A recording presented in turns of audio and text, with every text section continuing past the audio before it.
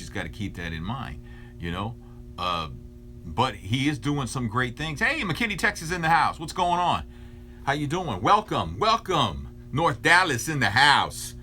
You know, when I read that Chris Brown owns 16 Burger King restaurants, I was really impressed.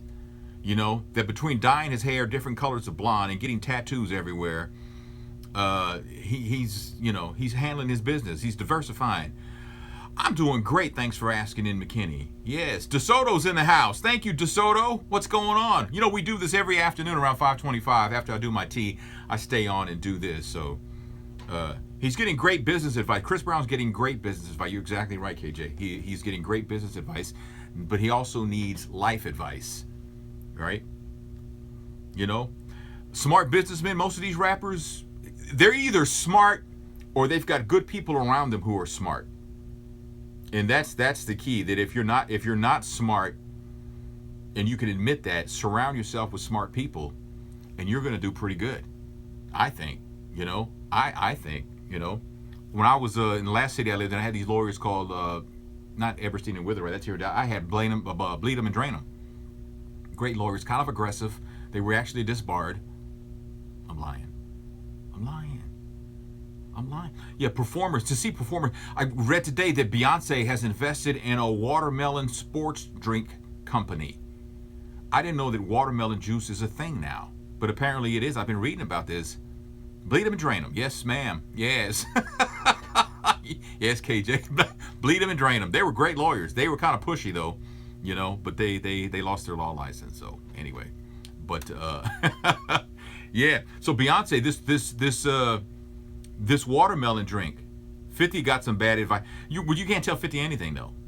50, you can't tell 50 Cent anything. 50 has to find out things the hard way. There are people in life who have to find things out the hard way. We used to say a long time ago, learn from my mistakes. But one thing I've noticed and learned about the new generation, the millennials, is that they don't want to learn from my mistakes. They want to make their own mistakes. That's what they want to do. I'm just saying. That's kind of like how they are. And you know what? You have to respect that. 50 did do some smart investing. He invested in paying lawyers to get him out of trouble. So I don't know. He apologized. You know, he did a video at the airport in Cincinnati where he saw this guy who, you know, to him appeared to be high. And he wasn't high. He was actually Asperger's syndrome and mildly autistic. And the young man's family saw the video. They were outraged and they wanted an apology and $1 million. And I think, you know, they started getting heated up in the world on social media and all that, saying it was a money grab. They were pimping, you know, the stepfather was pimping his stepson and all the stuff like that. But 50 actually apologized. I have the apology up if you go to my blog page at krnb.com. I think if you just go to Tony Scott, God, I gave it a URL. I got so many Tony Scott URLs. Tony Scott Live is for the YouTube, because I'm on YouTube Live right now. So you go to TonyScottLive.com, you should be able to see the same thing you're seeing on Periscope. You know, Drake's got more money than he knows what to do with. Yeah, for 50 Cent to apologize, that was huge. Because, you know, 50 don't apologize. You know, 50 is like Donald Trump. He's never sorry. You know, now Donald Trump is sorry, but he's never sorry, if you follow what I'm saying. So anyway, that's the deal on that. President Obama was in Flint, Michigan today, and the governor of Michigan wanted the president to drink the water. Drink the water, Anime. And the mayor of Flint says it's a publicity stunt, but it turns out the president did drink some filtered water because the water is, not suitable for pregnant women, little kids. It's not suitable for anybody, really. And people need to go to jail. Did you see the story? Republicans, voters, are burning their voter registration cards because Ted Cruz and John Kasich both dropped out. Ted Cruz last night, John Kasich today. Not about a half hour ago, he dropped out. So they're out of the presidential race, which means Donald Trump, if they follow procedures, should be the Republican nominee, and nobody is feeling that, the GOP. And I still maintain Donald Trump will never be president. It won't. It's going to be a landslide. It's going to be crazy because Republicans are jumping ship as we speak. You hear what I'm saying? They are jumping ship as we speak because he's not the one. You know? No, she was on NCIS last night, Michelle Obama. I love NCIS, and I gotta go back and watch it online. Yeah, you can't hear me? You can't hear anything I'm saying? Can y'all hear me? McKinney says they can't hear me. They can't hear me in McKinney? Can you? Yeah, you can. No, but you can hear me though. So you can't hear me, but you can hear me. What the hell's that about? I don't know what that's about. I don't know what that's about. Oh, I get low sometimes. Okay, that's probably because you know what? I didn't hook up my other external mic to my tablet to do this. So you can hear me in California. Look at California. Little city can hear me. You heard me? You heard me? KJ, you know what I'm talking about? You heard me? KJ, you heard me? We got this caller. That's all she'll call. You'll answer the phone. 105.7, and she good in Missouri. Thank you, wifey. You put her on. You answer the phone. 105.7. She just starts talking about her life. Tony, my man, he said he loved me, but I'm married. But he says that if I don't leave my husband, he's gonna call my parole officer. And I was like, and then she'll say, "You heard me?" I don't know. You can hear me in Dallas. Thank you so much. Appreciate that. Y'all say hi to my wife. She's actually watching on Periscope right now. She's the love of my life. Tell her hello. She is everything and a bag of anything. Bag of red hot riplets, bag of chips, whatever. She's the bomb. she is the rock in my life. I'm just saying. So I read today that Kanye West reportedly fired his bodyguard about a half hour from the Met Gala starting because he caught his bodyguard talking to Kim Kardashian, his wife. He fired him. And the bodyguard said later, "Dude, I'm happily married with 3 kids, man. I don't want your wife." I mean, you know, it's like, and I'm thinking, did Kanye really do that? Or is that true or is that not true? But, you know, I could see Kanye having some jealousy issues because he's got a lot of issues. And when you have 1 or 2 issues, you actually have like 1 or 2 dozen issues. You know what I'm saying? You actually do have that. Someone says where I'm from. I'm originally from Galveston, Texas. But I spent, before I moved here in July, I spent 27 years living in St. Louis, Missouri. So, but I'm originally from the island. Nobody wants Kim. No, everybody wants Kim. Almost everybody's had her is what you're saying? And the ones who haven't, they want her. I think, say what you want, but I think that Kim Kardashian is a beautiful woman. I don't know her. I don't know anything about her, okay? And I don't know anything about her. I'm just saying physically. I don't know if she could be an ugly person. I have no idea. I've never met her. I'm just saying that to me, she's one of the most beautiful women walking the planet. She is. Now, whether it's because of plastic surgery, I'm not even talking about any of that, you know? And if you're tired of hearing about her, you know, I can respect that. I can respect that. But the one thing you can't say anymore, and you haven't been able to say this for the at least the last 2 or 3 years, is what does she do to be so famous? You can't say that anymore because she has an empire that most of us would love to have. Let's just be honest. Let's just be honest about it. She is a successful businesswoman who happens to be a friend to the black man. Literally. I'm just saying. You know?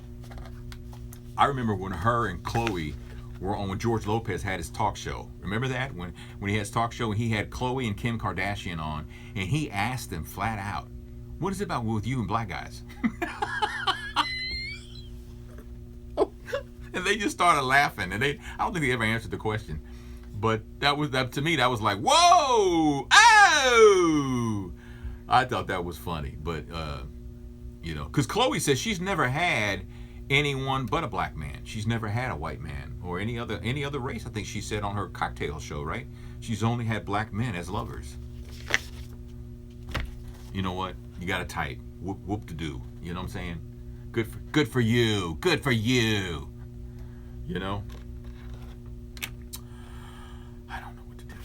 And now you live in Dallas, you might want to know this, that Bluebell has recalled the Rocky Road ice cream. I just saw the headline. I hadn't had a chance to read it yet, but I did want to let you know that if you're in the Dallas, in Texas, or anywhere they sell Bluebell ice cream, parts of Oklahoma have it. Bluebell ice cream is recalling the Rocky Road. I don't know why. You might want to look that up on your own. So there you go with that. All right. People are finding it hard to believe that Prince could have had an addiction, could have had issues in his life surrounding addiction and all that. And it's like, you know what? He's gone. Nothing's going to change that. If the man had an addiction, and I spoke about this yesterday, if he had an addiction, it wouldn't be surprising that he was hooked on painkillers, given what he put his body through over 30 plus years of performing in concert. I don't know if you ever had the privilege of seeing Prince in concert, like in the 80s and maybe even the 90s. I saw him in the 80s, and this guy, he wore that poor little body out. I mean, I'm not trying to crack on him or anything, but you know, he needed a hip replacement. I thought he had it, but apparently he never had it because of his religious beliefs. And I think that, but his hips, his knees, and his ankles were probably just causing him immense pain, given what he put his body through. So if he got, is the age thing true? I don't know. I don't know. The National Enquirer reported that, and I'm not going to dismiss it because it's the Enquirer, because the Enquirer, you know, when the O.J. Simpson thing went down, they were breaking true stories that no one was hearing. So I'm not ready to dismiss them. I'll wait for the autopsy, you know. And if he had that, I would, you know, then he had it.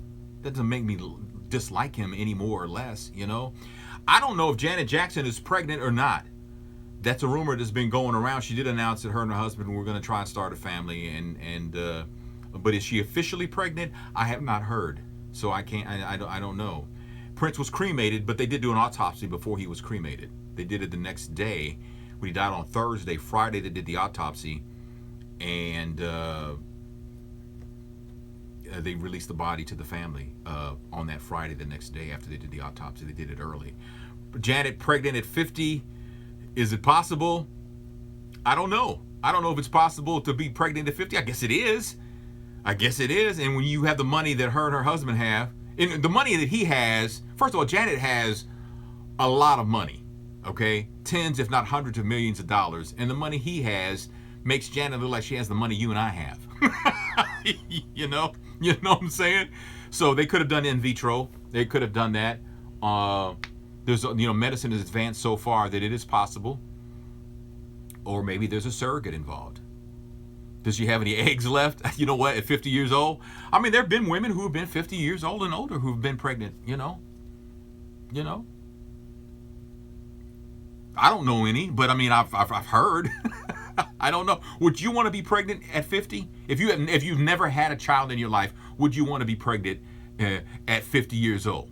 Would you want to be pregnant at 50? I know you're joking. It's cool. At 50 years old, would you want to be pregnant at 50?